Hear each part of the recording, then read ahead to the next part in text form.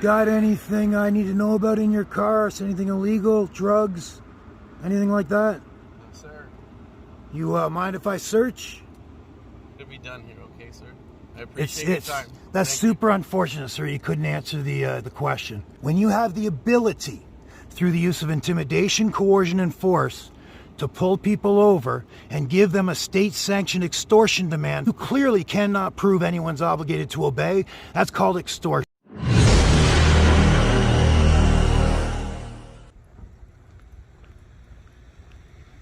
Well, what do we have over here?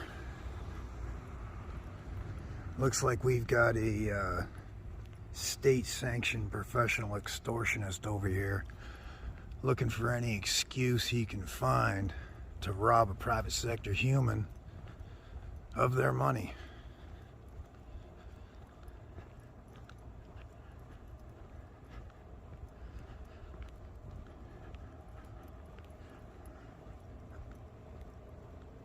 Let's go take a look and see if we can get some questions answered here.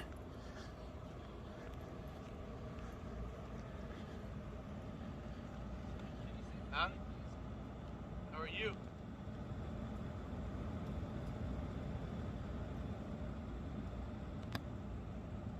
Hey man, you're looking a little suspicious out here. Mind telling me if you got permission to be on this property? Roadway, sir. Watching traffic. You're watching traffic? Yes, sir. Oh, I see. You got anything I need to know about in your car? Is anything illegal? Drugs? Anything like that? No, sir. You mind if I search? We're not searching my vehicles. You can decline a recommendation or a request to search the car? Asking anyone else. Do you have something to hide? Okay. Well, I see you're out here and you said you're watching traffic. Are you out here trying to catch people violating speeding laws or any traffic violation that you can find? Even if there's no victim involved? Correct? Traffic violations don't require a victim. Traffic violations don't require a victim? Correct. Okay, so if that is true, which I would agree with you, are you insinuating that these private sector human beings that are driving in front of you are obligated to obey a written instrument called traffic law? They're required to follow the Arizona state traffic law, correct? Okay, that's your claim that they're obligated to obey a written instrument called state traffic law, correct? That's how you want to twist it, sir. I'm not twisted, I'm asking you, is that your claim? I'm telling you that everyone with a license must follow and abide by Arizona traffic law. I understand that's your claim. It's not a claim, it's what it is. Right, you're claiming that private sector human beings are obligated to obey a written instrument called traffic law, regardless if there's a victim or not, correct? Anyone driving on a roadway must abide by traffic law. Is that a claim or? It's a fact.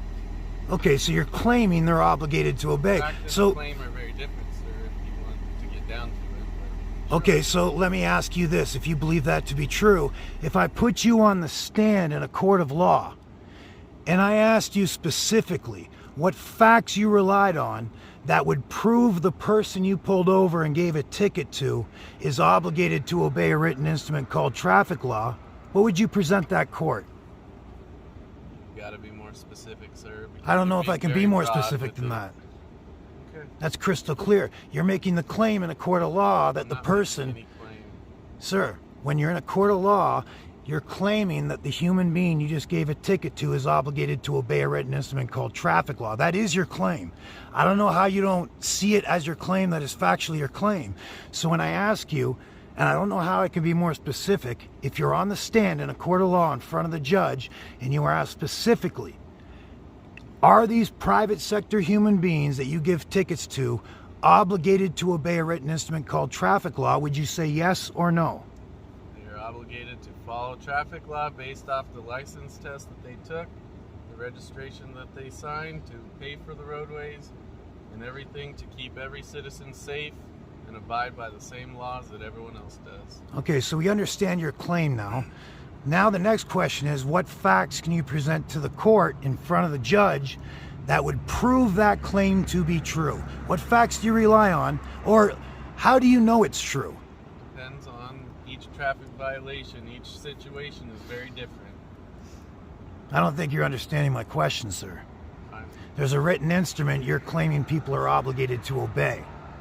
That written instrument is used by the state to extort private sector human beings violating a written instrument called traffic law. I'm asking you what facts you rely on that would prove private sector human beings are obligated to obey a written instrument called traffic law. Well, clearly you don't like my answers, so... You haven't given me an answer. You haven't told me what facts you rely on. Again, it's based off each individual interaction with each individual driver, based off of whatever they are doing at the time of the incident, the traffic stop, or whatever violation they have committed. That is what I go on. So we could be done here. If you don't want to continue, if you want to keep going in circles, you're welcome to, but well, you haven't answered the question. I'm not entertaining you any further, sir. Well, sir, let me just remind you of something. If I were to pull you over and say you're obligated to obey my written instrument that you can't go over 5 miles an hour, and I have the written instrument in my hand, what would you say to me? And now I'm going to give you a ticket for $100. What would you say to me? Again, I'm not going to entertain. Do I need facts proving that you're obligated to obey my written instrument? Do you have the facts of radar? Do you have the facts? I'm not talking about the actual violation. I'm talking about the obligation to obey. Sir, I'm not talking about the actual violation. We're going in circles. I'm not going to entertain you any further. So okay, I true or false? I appreciate your questions, but is the violation the secondary claim, or is it the first claim? We're going to be done here, okay, sir? I appreciate your time. That's super unfortunate, sir. You couldn't answer the question. Let me make one thing perfectly clear.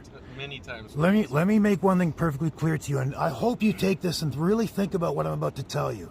When you have the ability, through the use of intimidation, coercion, and force, to pull people over and give them a state-sanctioned extortion demand for violating a written instrument that you clearly cannot prove anyone's obligated to obey, that's called extortion. In fact, hold on, that's called that's called state-sanctioned extortion. I appreciate your time, but I'm not going to entertain you any further. So when I'm calling out the crimes that you're committing, I'm not committing any crimes. You're committing state-sanctioned extortion. Traffic, sir.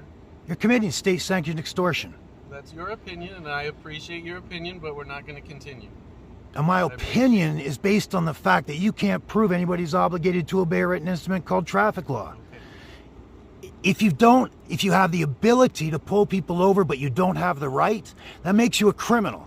In order to have the right, you have to be able to articulate facts you rely on that would prove the people you're pulling over are obligated to obey the written instrument called traffic law in the first place.